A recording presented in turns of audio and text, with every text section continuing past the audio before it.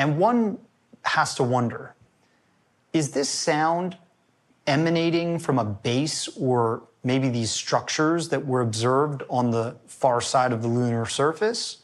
Or was the sound actually coming from space? And does the moon operate as some kind of insulator to feedback coming from space?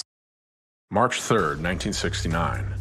Apollo 9 was the third manned space mission in the Apollo program, and the first flight with the Apollo lunar module. The crew spent 10 days in low Earth orbit, testing several critical aspects of landing on the moon, including lunar module engines, spacesuit life support systems, navigation systems, and docking maneuvers. We were that first crew that was going to get a chance to fly this vehicle and test this vehicle that was going to take human beings to the moon.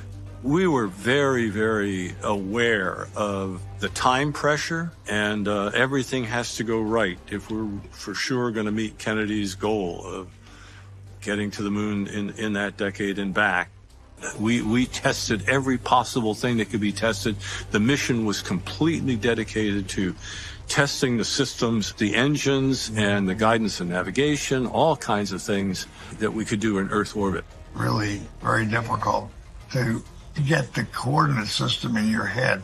Normally we dock looking out this way, and for the docking with the lunar module, you had to look out this way. So the control system didn't operate the way it normally would. How does that sports car handle, Jim? Pretty nice. This was the first manned flight of a lunar module, the first docking and extraction with the lunar module, the first completion of a two-man spacewalk, and the second docking of a two-manned spacecraft. We depressurized both the lunar module and the command module, and Rusty was going to get out and transfer over to the command module. And we were doing that to see that it could be done.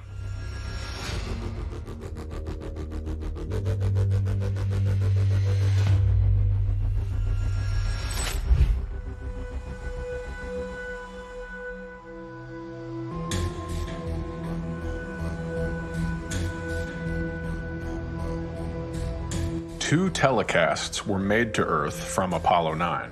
The first, on March 5th, lasted for almost 7 minutes. The second telecast on the following day lasted for about 13 minutes and only showed interior views of the lunar module. Photographs taken as part of the multi-spectral terrain photographic experiment were successful.